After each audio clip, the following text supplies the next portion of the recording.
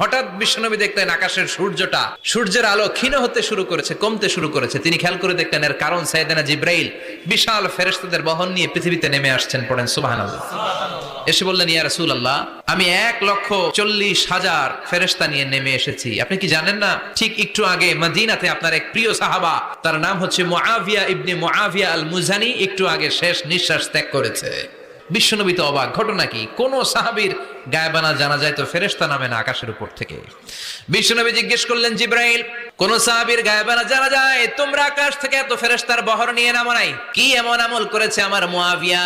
কি এমন ভালো গুণ ছিল, ভালো আমল ছিল, যার কারণে আরশের উপরে তার এত সম্মান? আপনার এই প্রিয় সাহাবী হাঁটতে বসতে চলতে ফিরিতে সব সময় পড়তো কুল হুয়াল্লাহু আহাদ আল্লাহুস সামাদ লাম ইয়ালিদ ওয়া লাম ইউলাদ ওয়া লাম ইয়াকুল লাহু কুফুয়ান আহাদ।